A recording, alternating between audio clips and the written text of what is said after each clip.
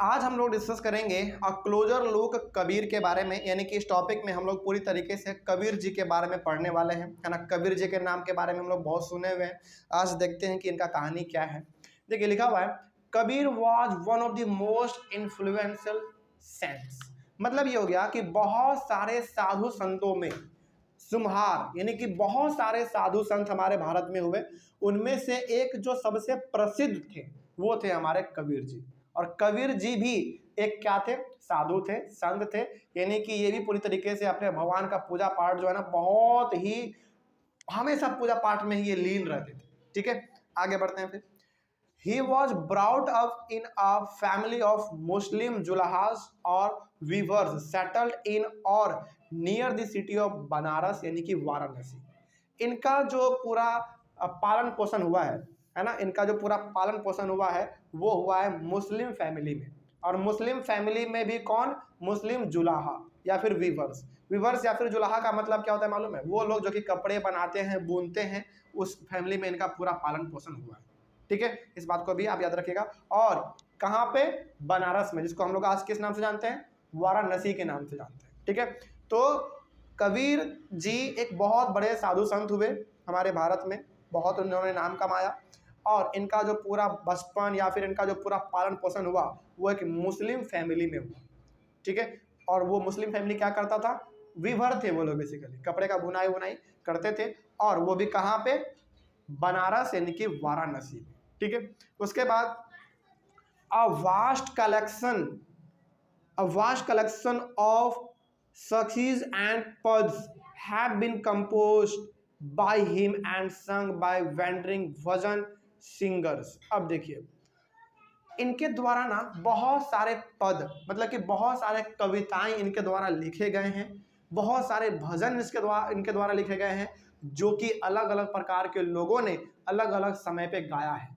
समझिएगा इस बात को ध्यान से कि इन्होंने बहुत सारे भजन लिखे हैं, बहुत सारे इन्होंने कविताएं लिखे हैं, जो कि ये घूम घूम के भी सुनाते थे। और इनके चले जाने के बाद आज भी हम लोग पढ़ते हैं इनके बारे में, है ना। इनका जो भजन है, इनका जो कविता है, उनको हम लोग आज भी पढ़ते हैं, जानते हैं।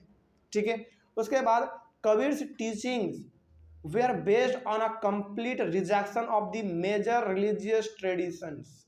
इनका जो है ना, ये जो पूरी तरीके से पढ़ाते थे या फिर ये जो अपना ज्ञान देते थे लोगों को, इनका ये मानना था कि देखो देखो साफ लिखा हुआ, Kabir's teaching were based on a complete rejection of the major religious traditions. मतलब ये हो गया कि जो बड़े लेवल पे, जो कि बहुत धूमधाम से किसी भी प्रकार के परंपरा को मनाना, है ना, इसके बिल्कुल ही खिलाफ थे। मतलब इनका भी ये मानना था कि भाई भगवान को तो मन से भी याद किया जा सकता है, तो फिर इतना ज़्यादा शोर शराबा धूम मचाना क्या क्या जरूरी है ना। इनका मानना यह था कि झूठ मूठ का इतना हंगामा मत करो, चुपचाप अपने भगवान को याद कर लो, भजन कीर्तन कर लो, बस आपका भगवान आपसे प्रसन्न हो जाएंगे, है ना। इनका भी यही मानना था। उसके बाद the language of his poetry was a form of spoken Hindi widely understood by ordinary people. और इन्होंने जो अपना पूरा कविता ये सब लिखा है ना, ये इतना आम भाषा में है, इतना आम भाषा में है कि इसको आप भी पढ़ के समझ जाइए। ठीक है, हालांकि लिखा गया था आज से बहुत समय पहले, लेकिन वो भी हिंदी भाषा में ही है। तो जैसे हम लोग आजकल बोलते हैं ना अपना भाषा नॉर्मल, तो उसी भाषा में इनको आप पढ़ भी सकते हैं। तो बहुत सिंपल लैंग्वेज में इनके द्वारा वो लिखा गया है। उसके बाद ही also sometimes used cryptic language which is difficult to follow. Cryptic language का मतलब होता है वो लैंग्वेज जिसको कि थोड़ा सा आप समझने में नाकामयाब रह जाएंगे। मतलब ये हो गया कि कभी कभी ये हिंदी लैंग्वेज भी इस्तेमाल करते थे, लेकिन कभी कभी ये ऐसे ऐसे भी भाषा उसमें डाल देते थे, शब्द डाल देते थे, जिनको कि आज आप पढ़ेंगे ना तो वो समझ में आपको नहीं आएगा। बात समझ में आ रही है? तो कुछ कुछ भाषा का ये ऐसा प्रयोग किया करते थे। उसके बाद Kabir Drew his followers from among both Hindus and Muslims. ये इतने बड़े साधु थे, इतने बड़े साधु थे कि इनका जो फॉलोवर है, यानी कि इनको जो है ना, हिंदू के साथ साथ मुस्लिम भी लोग इनको फॉलो करते थे। यानी कि इनका पूरी तरीके से जो है ना पहचान बहुत ज़्यादा था, बड़े लेवल पे था।